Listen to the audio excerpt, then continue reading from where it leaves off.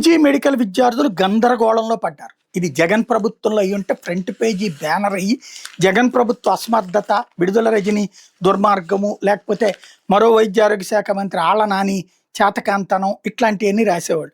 ఇప్పుడు ప్రభుత్వం మనకిష్టమైనది కాబట్టి విద్యార్థులకి అన్యాయం జరుగుతున్న చిన్న వార్తగా అర్థం కాని హెడ్డింగ్తో డోలాయమానంలో పీజీ మెడికల్ విద్యార్థులు ఎవరి వల్ల అన్నటువంటిది మాత్రం లోపల వార్తలో చిన్న మొక్కగా రాసుకొచ్చారు.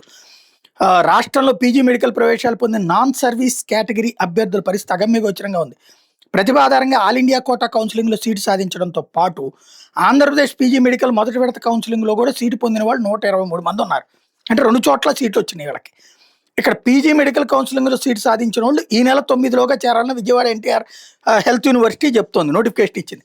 మరోవైపు ఆల్ ఇండియా కోటాలో సీటు సాధించి ఫ్రీ ఎగ్జిట్ ఇవ్వని కారణంగా అక్కడ ఇక్కడ సీట్లు పొంది కూడా వీళ్ళు గాల్లో ఉన్నారు. తమ పిల్లల్ని ఎక్కడ చదివించాలో తల్లిదండ్రులకు అంతుపట్టడం లేదు.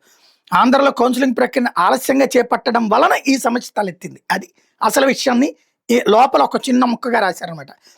ఆల్ ఇండియా కోటాతో సమాంతరంగా కౌన్సిలింగ్ నిర్వహిస్తే అన్యాయం జరగదని చెప్తున్నారు. అంటే అది ఎవరు చేయలేదు? ఈ ప్రభుత్వం చేయలేదు, ఇప్పుడు ఉన్నటువంటి హెల్త్ యూనివర్సిటీ చేయలేదు, హెల్త్ మినిస్టర్ చేయలేదు.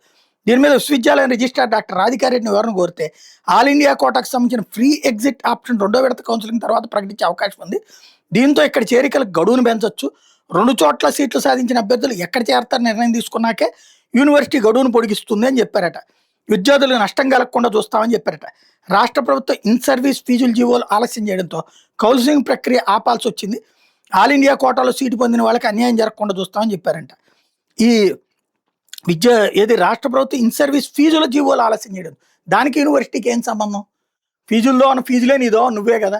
ఆ తర్వాత పెంచడం అనేటటువంటిది తగ్గించుకోవడం అనేది ప్రభుత్వం చూస్తుంది కదా. అంటే ఇక్కడే హై డ్రామా వైఫల్యాలని సక్సెస్ఫుల్గా కవర్ చేయడం అన్నమాట.